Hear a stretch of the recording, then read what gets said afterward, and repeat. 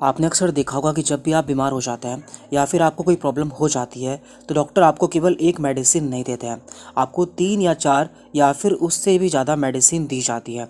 तो ऐसा क्यों होता है? आज की वीडियो में हम उसी के बारे में बात करने वाले हैं।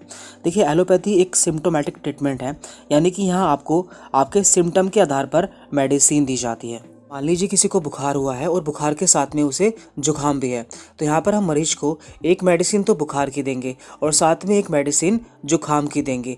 टोटल यहाँ पर 2 मेडिसिन हो जाती है।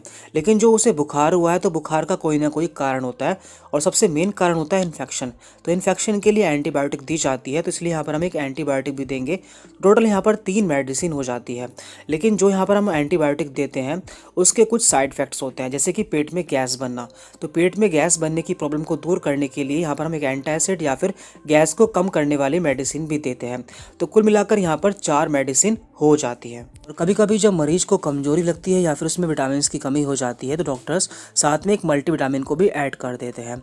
तो इससे हम एक एग्जाम्पल से समझ लेते हैं। मान लीजिए कोई मरीज हमारे पास में आया है और उसे बुखार है यानी कि फीवर है, साथ में उसे कफ है यानी कि खांसी हो रही है, हेडेक है, सर में दर्द है, रनी नोज़ है यानी कि उसकी नाक बह रही है, और स्नीजिंग यानी कि उसे छींकें आ रही हैं। तो ऐसे कंडीशन में हम उसे कौन कौन सी दवाएं देंगे तो इसे हम जान लेते हैं। और देखिए, यहाँ पे जो हम मेडिसिन यूज़ करने वाले हैं ये केवल आपके नॉलेज के लिए, आपको इनमें से कोई भी दवा खुद से यूज़ नहीं करनी है, क्योंकि हर पेशेंट की कंडीशन में मेडिसिन अलग हो सकती है। तो यहाँ पर हमने बात की है फीवर, कफ, हेडेक, रनी नोज़ और स्नीजिंग की। सबसे पहले हम कोशिश करते हैं कि हम ये जान पाएँ कि जो मरीज है उसकी मेन प्रॉब्लम क्या है या फिर उसकी बड़ी प्रॉब्लम क्या है। तो यहाँ पर जो मरीज आया था उसकी जो मेन प्रॉब्लम थी वो था फीवर और हेडेक, यानी कि उसे काफ़ी तेज़ बुखार था और काफ़ी तेज़ उसके सर में दर्द था। तो बुखार और सर दर्द दोनों के लिए हम पैरासीटामोल टैबलेट यूज़ कर सकते हैं। इससे ये फ़ायदा होगा कि हमें इसके लिए अलग अलग दवाएं नहीं देनी पड़ेंगी और एक ही टैबलेट से पेशेंट की दोनों ही प्रॉब्लम ठीक हो जाएंगी। देखिए, हम जितनी कम मेडिसिन यूज़ करते हैं उतना ही अच्छा रहता है। तो यहाँ पर हम PCM 500 या फिर डोलो 650 mg इन दोनों सिम्टम्स के लिए यूज़ कर सकते हैं। इसके बाद पेशेंट का जो अगला सिम्टम है वो है कफ, यानी कि पेशेंट को काफ़ी खांसी है, तो खांसी के लिए यहाँ पर हम बेनाड्रिल सिरप यूज़ कर सकते हैं या फिर उसे दे सकते हैं। इसके बाद है रनी नोज़ एंड स्नीजिंग, यानी कि जो पेशेंट है उसकी नाक बह रही है और साथ में उसे छींकें आ रही हैं। तो ये दोनों ही एक एलर्जी के साइन है या फिर एलर्जी के सिम्टम है। तो ऐसे में हमें एक एंटी एलर्जिक मेडिसिन यूज़ करनी होगी। तो इसके लिए यहाँ पर मोन्टेर LC टैबलेट यूज़ की गई है। मोन्टेर LC एक एंटी एलर्जिक मेडिसिन होती है जिसमें कि 2 सॉल्ट पाए जाते हैं। एक होता है इसमें मोन्टेलुकास्ट और एक होता है लिवोसिट्रिजिन। ये दोनों ही एंटी एलर्जिक दवाएं हैं जिससे पेशेंट को रनी नोज़ और स्नीजिंग में आराम मिल जाएगा। इसके बाद यहाँ पर है एंटीबायोटिक, क्योंकि जो पेशेंट को बुखार हुआ है तो हमें यहाँ पर एंटीबायोटिक भी देनी होगी।